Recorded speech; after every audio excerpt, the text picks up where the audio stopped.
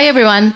If you are struggling to improve your personality but not find a way to improve, then this speech is for you. Nowadays, still a lot of people not understands how to improve your personality. People who don't know are struggling to get success in their life. Today, we will learn how we can improve personality day by day. My name is Muniba Mazari and I am motivational speaker. If you are new at my channel, subscribe and start a new journey with me. There's one thing that can change your entire life, your personality.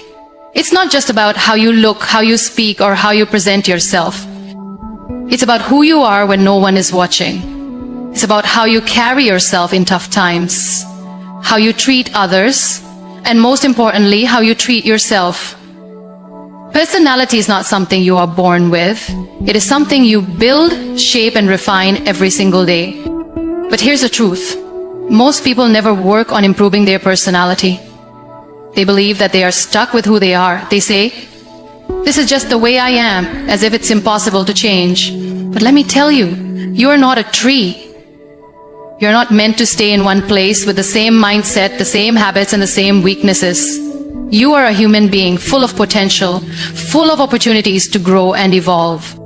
Imagine standing in front of a mirror, looking at yourself, but not really seeing who you are. You see a face, but do you understand the person behind it? Most people go through life without ever truly knowing themselves. They follow routines, listen to what others say about them, and accept a version of themselves that society has created. But the truth is, you can never improve your personality unless you first understand yourself. The first step to real change, to real growth, is self-awareness. Ask yourself, who am I? Not what the world calls you, not the name on your identity card, not the roles you play in life. Who are you when no one is watching? What are your strengths? What are your weaknesses? What makes you happy? What triggers your anger? What are your fears? Most people don't know the answers to these questions because they never take the time to sit with themselves and reflect. But without self-awareness, you cannot control your actions, your reactions, or your destiny. Think about a person who loses their temper quickly. They might say, "This is just who I am." But is it really? Or is it just a habit they never questioned? Imagine if they took a moment to analyze their behavior. They might realize that their anger is not truly who they are, but something they learned from their surroundings, their experiences, or their insecurities. Once they understand that, they can work on changing it. That's the power of self-awareness. The same applies to every part of your personality. If you feel shy and hesitant to speak up, ask yourself why. Are you really a shy person, or are you just afraid of being judged? If you lack confidence, is it because you are truly incapable, or because you have been told you're not good enough? When you begin to question yourself, you start finding the real you hidden beneath layers of conditioning and fear. One of the best ways to develop self-awareness is to spend time alone. In today's world, people are always distracted, scrolling through social media, watching endless content, filling every quiet moment with noise. But true self-discovery happens in silence. Take some time every day to disconnect from the world and connect with yourself. Write your thoughts in a journal, sit in a quiet place, or go for a walk alone, or you will start noticing patterns in your thinking and behavior. You will start understanding why you react in certain ways. Another powerful tool for self-awareness is feedback. Ask people you trust to tell you honestly about your strengths and weaknesses. Sometimes we cannot see ourselves clearly, but others can. If someone tells you you are always negative, don't get defensive. Ask yourself, why do they see me this way? Is there truth in their words? Use this feedback as a mirror to reflect on your personality. Mistakes also teach us a lot about ourselves. Instead of running away from them or blaming others, take responsibility. If something goes wrong, ask yourself, what was my role in this? What could I have done better? The more you analyze your actions, the more you grow. Self-awareness is not about criticizing yourself or feeling bad about your flaws. It is about understanding yourself so you can improve. It is about knowing your strengths and using them to your advantage. It is about accepting your weaknesses, not as limitations, but as areas for growth. When you are self-aware, you are in control of your life. No one else defines you. You become the driver of your own journey. Most people live their lives reacting to situations rather than acting with purpose. They wake up, go through their routine, and let the day pass without any real direction. But if you want to improve your personality, you must develop a positive mindset. The way you think shapes the way you live. Your thoughts create your reality. If you fill your mind with negativity, you will attract problems, failures, and disappointments. But if you train your mind to see possibilities, to find solutions, and to focus on the good, you will start seeing a difference in your life. Think about this. Two people can go through the same difficult situation, but one person comes out stronger while the other gives up. What makes the difference? Mindset. A positive mindset does not mean ignoring problems or pretending life is easy. It means choosing to see every situation as an opportunity to grow. It means focusing on what you can control rather than complaining about what you cannot. Imagine you fail at something.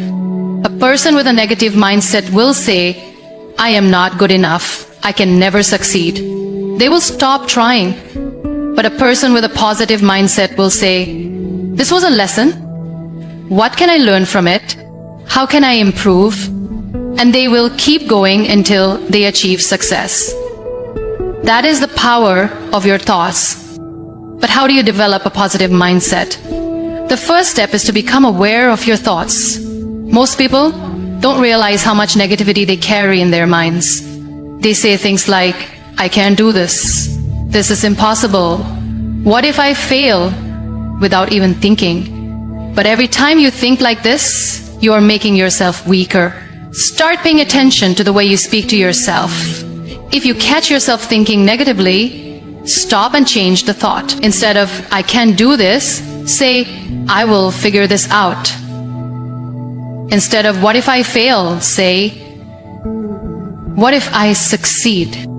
Another way to develop a positive mindset is to surround yourself with positive influences.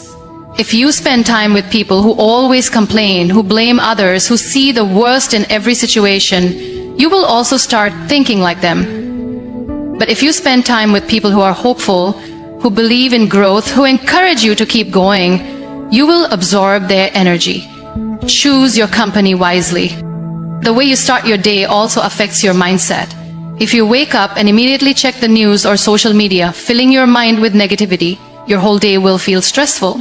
But if you start your day with gratitude, with positive affirmations, with reminding yourself of your goals, you will feel more in control.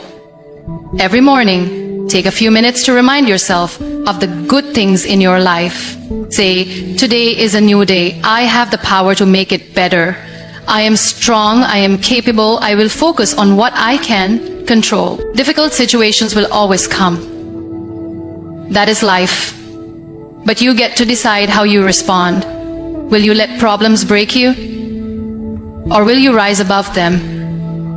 A positive mindset does not mean life will be perfect. But it does mean you will handle life better. You will have more confidence, more peace, and more strength. The way you communicate shapes how people see you. It is not just about the words you use, but also how you express them. A strong personality is built on effective communication, and if you want to improve yourself, you must learn how to communicate with confidence and clarity.